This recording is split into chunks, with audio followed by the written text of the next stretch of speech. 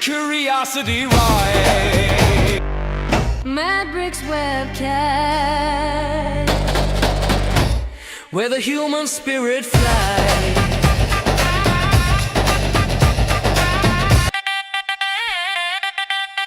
Mad Bricks Webcast,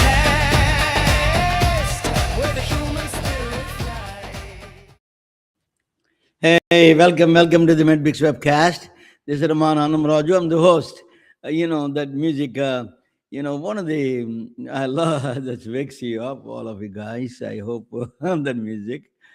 But then I'm going to present a topic very close to my heart. It is truly inspirational to me. This is I may be controversial when I say this. This is maybe my indirect frustration or something. Technology is science, is the fundamental of the basic sciences. Technology is a theft of science, basically, indirectly. There is a theft of science is technology. That's technology.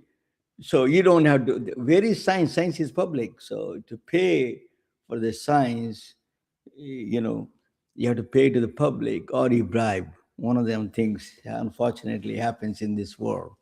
But anyway, bottom line is I'm truly excited about this one. Is I tell you I have a lot of personal connections with the presentation that I have. But without a further ado, Rama Pullela. I'm always having a hard time with last name Pullela because I grew up with all of them. There is so many variations for this webcast. But let me bring first my podcast host, co-host, and she's evergreen, Dr. Susan Davis. Welcome, Susan. Welcome to the Medbix webcast. Why, thank you, Ramana. Thank you so very much. So you're fully ready to go. Tell us a little bit about this, your journey into the new American Heart Association journey, a little bit briefly, if we can do that. Sure, very briefly. Well, actually we have a connection to tonight's to Dr. Palala, our guest tonight. She's a pediatric intensivist, so she deals a lot with hearts, as do I. So as the Woman of Impact for the American Heart Association, I'm just bringing awareness to the fact that the number one killer of women is heart disease. So more than all of the cancers put together, women are dying of heart disease. So part of this campaign is just to make sure that we bring awareness to that. We talk about it a little bit more and do our best to help women in preventative care for anything to help them with their heart. So I'm very pleased to be part of that campaign. So that's what we're doing. Congratulations, a well-deserved honor. I'm going to present a topic entirely a little bit different, but it's kind of connected with you. We are from the same state, so we can talk a little bit about it in that sense. So I am. Well, I will be off camera just for a second. Something is happening with my computer, so I'm gonna fix that and then come back on camera. I put you on the side. Yeah, you Okay. sound. Yeah, if you want to go to the restroom and come back, yeah, please. This is a very good information for even for pediatrics in that sense. I went to school there in Bhimavaram, India. I don't know whether you know Bhimavaram city town, where now my Ramya is from. So this is where I went to school to study physics. Susan, so Navya, you want to come down on this? Fine. So I used to go to this. What is this? I wrote a letter to the particularly for this space launch in India. At the time, there was a Pakistan-India war going on, and then I wrote a letter to the CRE, the government of India. So we want to visit as a physics students. We want to visit this place, and they allowed me. Surprisingly, they allowed us during the middle of the war because we are physics students and they want to encourage us. So I took the trip. I took so much pride inside of that to visit the space center. When I was when I came to this country, first thing I took my children to space center. They hated it. So it is my privilege, but it is a really fantastic experience. My father was a space enthusiast, and I loved that space. Something inspired me inside of me to study physics. Really, space is a very, very enthusiastic. But space is a separate mission now. It is an enthusiastic in enhancing life, exposing space and enhancing life. NASA Human Health. It is a human health is actually there's a mission going on, and this is a people don't know this. For example, the coffee cup you're doing a styrofoam cup. The styrofoam came from space, the heat shield. So that is there is a lot of inventions came from space. I'm going to talk about how he is going to help the mission. Artemis 2 is going to the moon soon, in few days. They're going to the moon. They're not landing on the moon. They're going around the moon. You know, there is two, three, four individuals: Jeremy Hansen, Christiana Koch, Victor Glover, and Reed Wiseman. These are all going to the moon. That is where they're going to stay most of the time. In the right side, the one you see a big, very small space.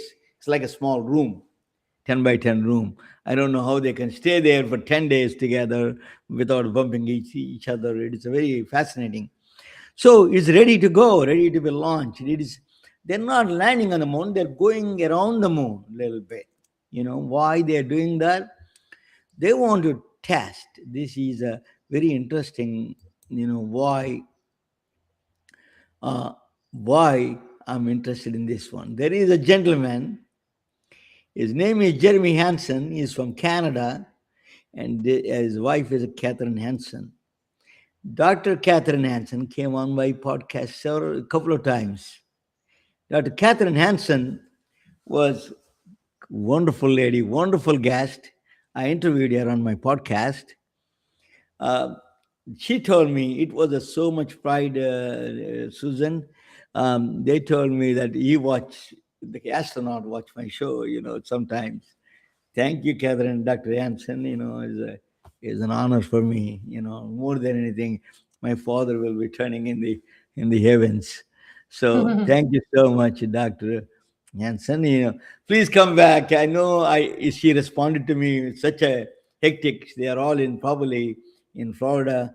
Waiting for they're all already sealed up. They're ready to go. So she must be in Florida. And she, in fact, with all this busyness, she responded to my email. Thank you, Dr. Hansen. She has her own right. She's an OBGYN doctor. Both are from Canada. She came from Cold Lake. I used to make fun of her. You don't have to go to the moon to find the coldness. You can see the cold in Cold Lake, Canada. So here it is. She's from a cold place. Thank you, Dr. Hansen. Thank you, Mr. Jeremy Hansen. I want you to have a beautiful trip to the moon and wait for the call. We are going to wait for the call from the moon. This is Dr. Catherine Hansen. She came on my show. She was she's Empowered Circle. She has this podcast. And then one of the things she said that to me, it was stuck with me. She said that curiosity is the stress. When you feel stress, nowadays, I feel a lot of stress nowadays. I feel stress. Curiosity is the best solution. Don't even worry about it. Become curious. It is a stress buster. I truly follow. To be honest with you, that is my mantra nowadays when I'm under stress. But anyway, so thank you, Dr. She is a menopause expert. She is a OBGYN doctor, and her husband is an astronaut. So they came from Canada. It's a big shift from Canada to here. Thank you. It is a truly an honor for me. So how does Artemis 2 mission work? It's actually it is a human performance mission. This is a medical mission. A lot of people don't know this. Artemis 2 is a medical mission. It's not a space exploration. It is a medical mission. They want to know how the humans are performing during the space flight. That is the main thing. particularly long distances. So it is a very, they use a very strange physics, not a strange physics, is very, we know, you take a frisbee and you throw it out, the frisbee goes around and come back to you, right? That's one of the things we do in the swimming pool and all those places. That's exactly what they do here. They throw they use escape velocity. They need rackets to get out of the earth. So you need 22,000 miles per hour. That is the very fastest way you need to get out of the earth's gravitational field, and then goes around, and then gravitational energy itself takes it around and then brings it back to the earth. This is like a frisbee throwing it around. No energy required, only direction required. So it is a machine. Humans and systems is a checkup. That's what it is. This machine is a purely medical mission, indirectly is a medical mission, is not anything else. People didn't know that it is a human performance mission. What they're testing, this is one of the, if you are testing, this is the place to test, where there's no special consults, no specialists, no emergency room, no ICUs, no imaging on demand, no pharmacies, no ICU backups. What do? When you go to the Mars or any place, interstellar distances or interplanetary distances, this is, if you answer that questions, we have a lot of questions. We have an abundance in the earth. We can solve that problem. If you answer those questions in space, we have a lot of solutions actually for the earth, a lot of access and quality and care. So what they do in space? The first and foremost is physiological monitoring. They're going to monitor heart rate. And most important is, actually people didn't know this, heart rate variability, the real usage came from space. Russian Mir space station really did that, invented that heart rate variability. So heart rate variability is between the signals, the frequency between the two beats. What it does tell you a lot more than just the beats, how infrequent these beats are. It tells you autonomic function test. It gives you a state of the health of the person. Heart rate variability, one biomarker can tell you a lot more about that patient. That is where it came from. So it came from space. With all the constraints, they found out the fluids, the sleeplessness, all the circadian rhythm, they're going to monitor hydration, fluid shapes, oxygen saturation, all of them they're going to manage that there. Apple Watch came out of that heart rate variability system actually. Heart rate variability is actually discovered a long time ago, but actually they found out the real value of the heart rate variability in the space. Now, HRV changes dramatically in microgravity. You can see the huge contrast in the heart rate variability in the microgravity. Microgravity means there is still gravity is everywhere, but microgravity means almost gravity is nothing there. Fluid shifts, autonomic, how the nervous system is functioning, stress and isolation, mental, psychological pressures, workload, and human critical systems. So heart rate variability is a human critical system. So they're going to wear something like not much more sophisticated than Apple Watch, but it is. Then another one is a cognitive loading. They're going to do cognitive neurobehavioral testing. How do you reaction with all these things going on? How do you focus?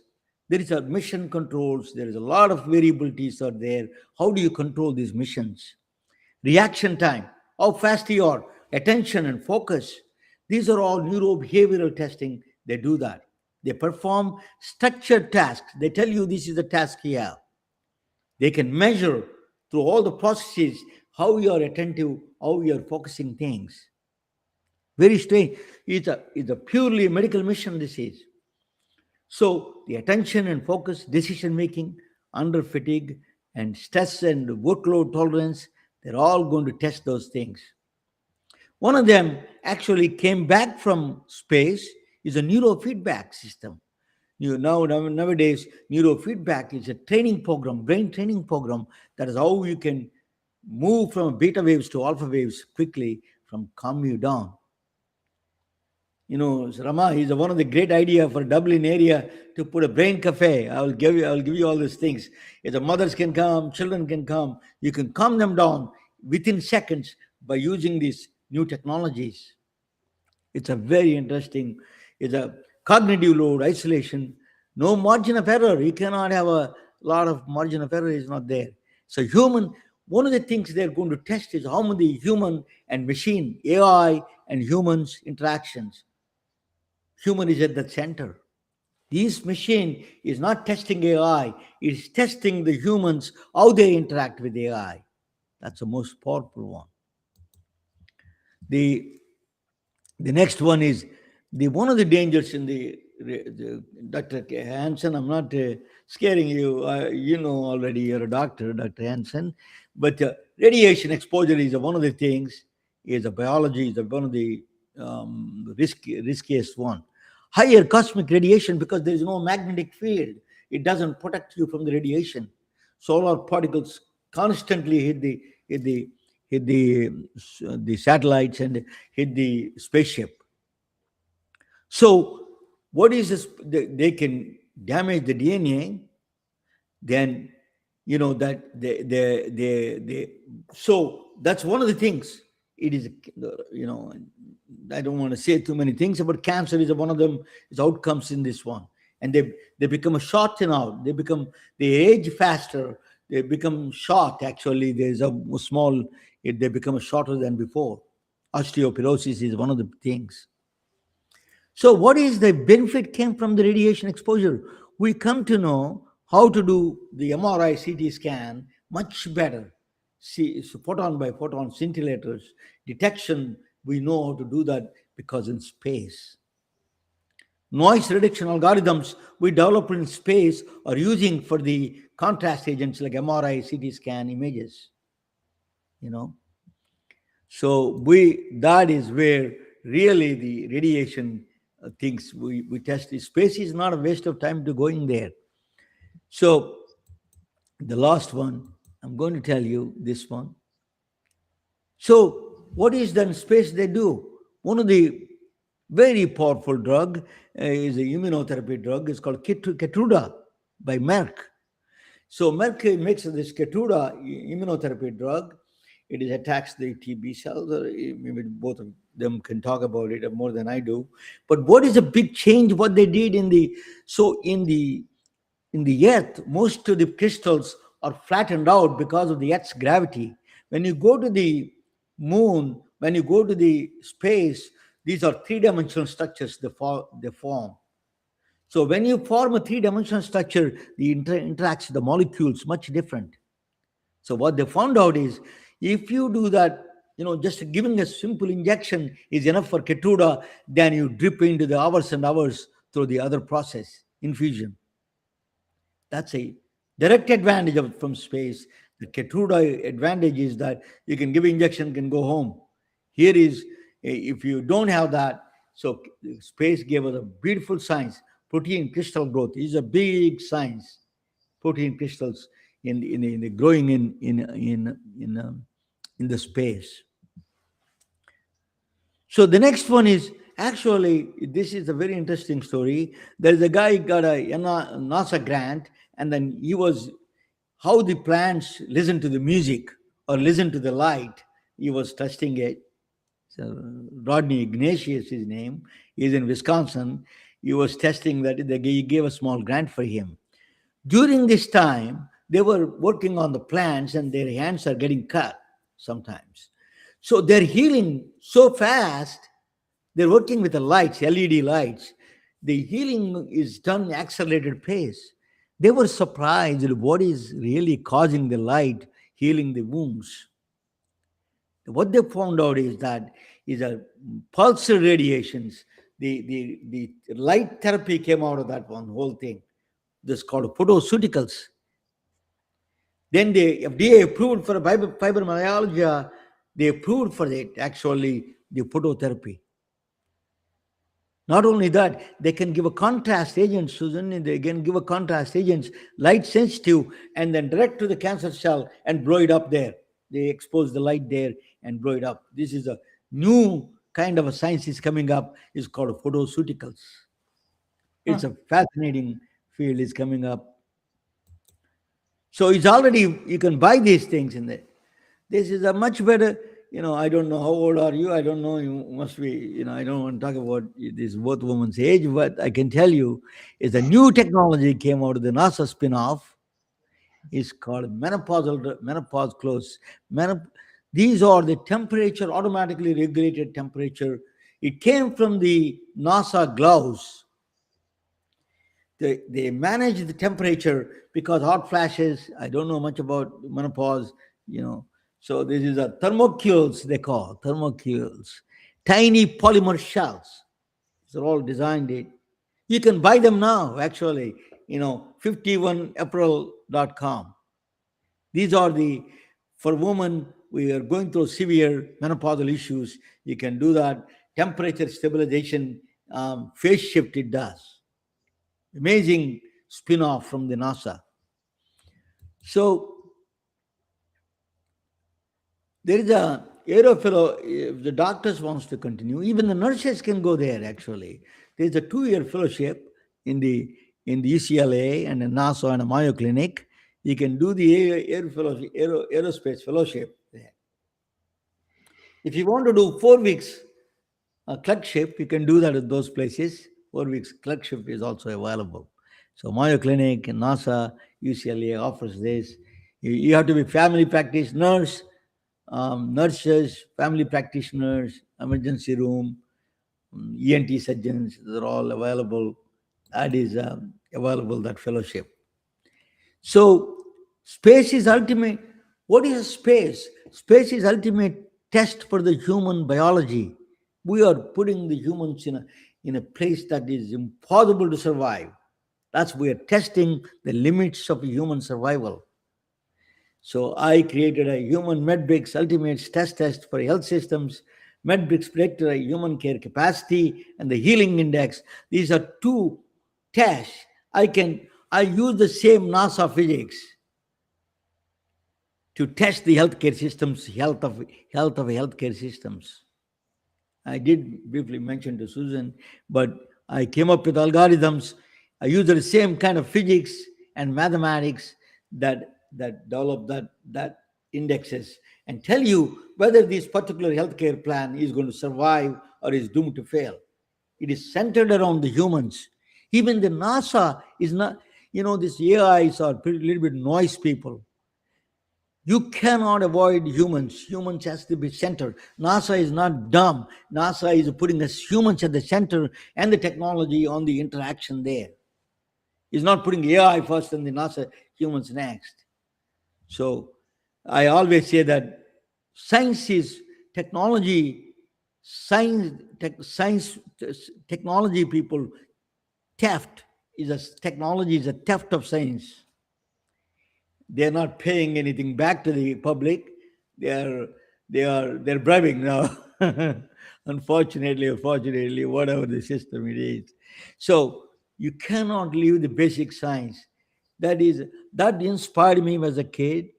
It really gave me to see the wonders of science. My father was a village doctor in a village in a small village. That gave me so much. I can connect to the space and the medicine together. That is my truly inspiration for me, personally gratifying. That is the world I want to return, not the greed and, this noises so much. Just go to that human, particularly human generated, that intelligence, and then that wonder about science and the curiosity about science. If you create the humans that way, the world is unlimited. When we create a greed, there is nothing is enough for greed. Everybody is unlimited greed. Everybody wants everything else. There is no satisfaction there. Thank you for watching, all of you. Welcome to the MedBricks webcast. So NASA is a new frontier in medicine, telemedicine, disease models, psychological stress response, nutrition and aging, all of them. one next wonderful lady is coming up in the next week or so. She's one of the world renowned nutritionist and the medical doctor is coming on the show. Thank you for watching. Thank you, Rama. You are. Let me bring you back. Rama, you can tell about a little bit ECMO. So this is the NASA's my journey to, the Rama, if you remember or not, Sriharikota is located in Andhra Pradesh. Yeah, Yeah, for the space launching station. yeah, that's right. Okay, now you can talk about anything else. Susan, you can make a small comment and then we can go from there. Well, I guess I was thinking, Dr. Palella, the whole time. It was a wonderful presentation. Thank you, Ramana. It's neat to know what's happening in space and to connect all of that medical. It doesn't seem like a very big space for all those people in that little capsule.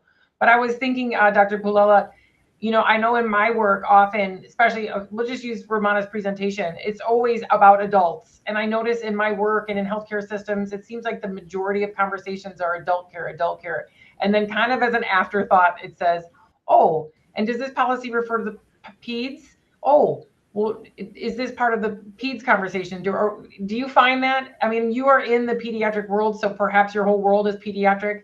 But I wonder, does it seem like there's enough forefront attention to pediatric needs in healthcare systems? Is that a weird question? I feel like, see, not every big hospital has children's hospital, right?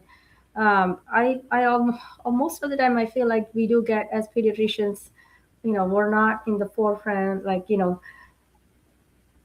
basically, like just the fact that the number of pediatric hospitals are much less than a number of adult hospitals, and pediatrics is always a part of the adult hospital system, even though like the whole way we operate operationally and clinically, things are so much different. I wish pediatrics got more more recognition as a specialty by itself, and even in drug trials, for why, for obviously reasons, everything percolates to pediatrics at the end. And I mean, unfortunately, even the billing and like how things are reimbursed, pediatrics gets reimbursed very less. And as a reflection of that, actually, a lot of pediatric residency programs didn't fill pediatricians, because it was like pediatricians are getting less popular because of all these reasons. But I just feel like, I think pediatrics should get more recognition.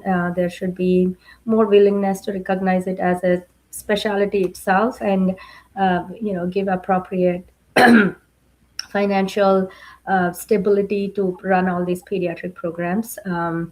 So and of course, as I said, like even within the ERs, within like the most urbanized Bay Area, you don't find so much pediatric expert. There are few pediatric centers where everybody has to go.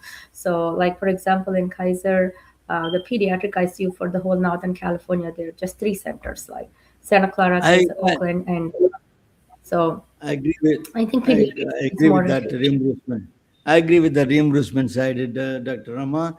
Thank you so much. Another thing is, I want just briefly, very briefly, my mind time is getting over. 1 minute, both of you can explain to me. You're talking about ECMO. I don't know exactly what that is. I just, just less than 30 seconds if you can explain. Go ahead, Come on, Doc. go ahead. World. Dr. Ramana, Rama, so it's basically heart-lung machine. It's a heart-lung Heart-lung machine. machine, So okay. you just bypass your heart and lungs and run it through the machine. Yeah, That's so a the really sickest- wonderful. Activity issue, the but very sickest patients, young and or adult. Yeah. So sorry, we probably should have clarified that early on. Thank you so much, Dr. Rama. You're sick you. and